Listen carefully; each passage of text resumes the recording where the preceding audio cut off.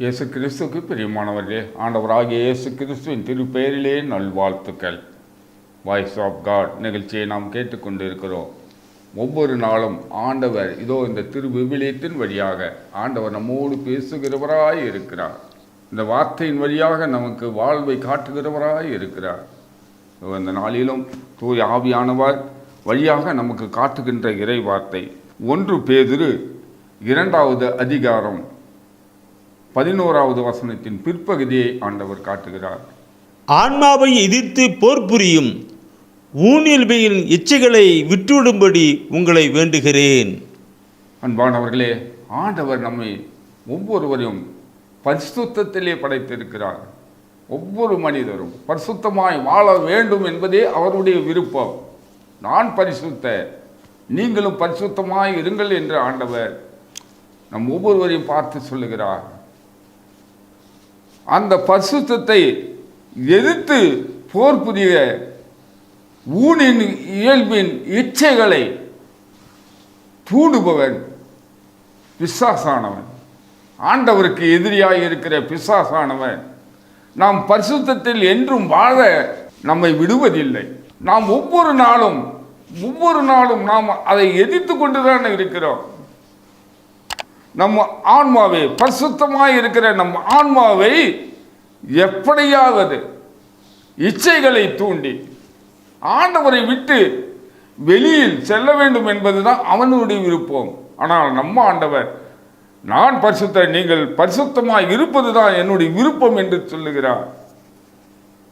கலாத்தியர் திருமுகம் 5ஆம் அதிகாரம் 16வது வசனத்தை நாம் வாசிக்கிற பொழுது, எனவே நான் சொல்லுகிறேன், தூய ஆவியின் தூண்டுதலுக்கேற்ப வாழுங்கள், அப்பொழுது ஊழியர்களின் இச்சைகளை நிறைவேற்ற மாட்டீர்கள். புனித பவுல் வழியாக ஆண்டவர் நமக்கு கொடுக்கிற வார்த்தை, தூய ஆவியின் தூண்டுதலுக்கு ஏற்ப வாழுங்கள். பரிசுத்த ஆவியானவர், தூய ஆவியானவர் ஒவ்வொரு நாளும் நமக்கு வழிகாட்டுகிறவராய், ஆலோசனை சொல்லுகிறவராய் இருக்கிறார். அந்த ஆலோசனையின்படி நாம் வாழ்கிற பொழுது ஊனியல்புக்குரிய இச்சைகளை நாம் நிறைவேற்ற மாட்டோம். பாவ சூழ்நிலைகளை விட்டு நாம் விலக வேண்டுமென்றால் தூயாவின் துணையை நாம் நாட வேண்டும். நம் ஆன்மாவுக்கு, நம்முடைய பரிசுத்தத்துக்கு எதிரியாய் இருக்கிற அந்த ஊனியல்பின் இச்சைகளை நாம் அறவே ஒழிக்க வேண்டும் என்றால் தூயாவியின் துணையை நாம் நாட வேண்டும்.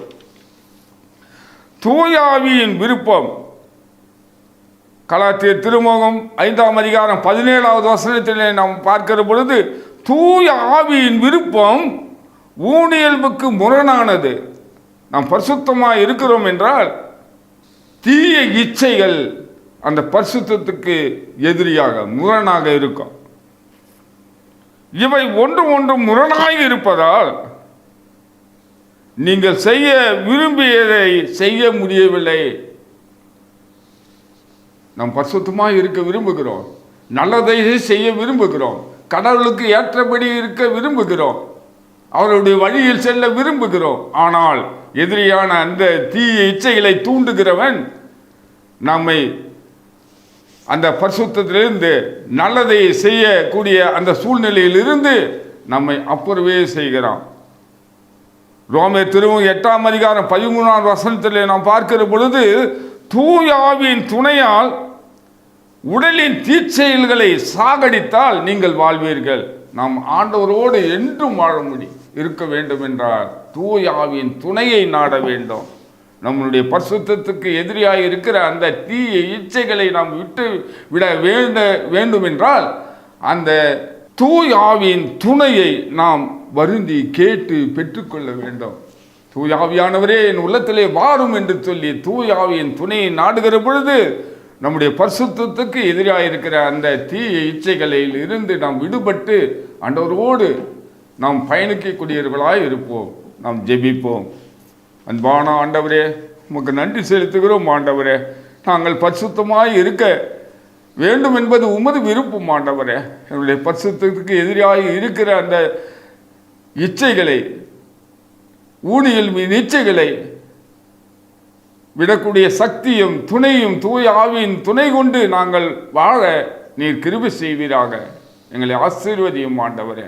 நாங்கள் எப்பொழுதும் பரிசுத்தமாய் இருக்க நீர் துணை புரிவீராக. எங்கள் அருமை இயேசுவின் அற்புத பெயரிலே ஜெபிக்கிறோம் நல்ல தந்தையே. ஆமேன், ஆமேன், ஆமேன்.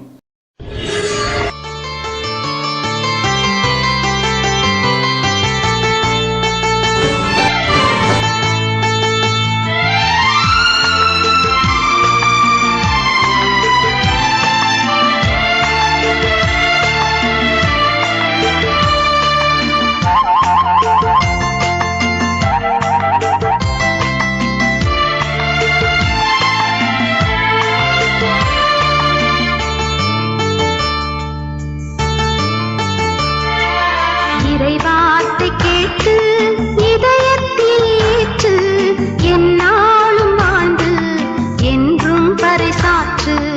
இறைவார்த்தை கேட்டு இதயத்தில் ஏற்று எந்நாளும் வாழ்ந்து என்றும் பறைசாற்று. இறைவார்த்தை கேட்டு எந்நாளும் வாழ்ந்து என்றும் பறைசாற்று. இறைவார்த்தை கேட்டு இதயத்தில் ஏற்று எந்நாளும் வாழ்ந்து என்றும் பறைசாற்று.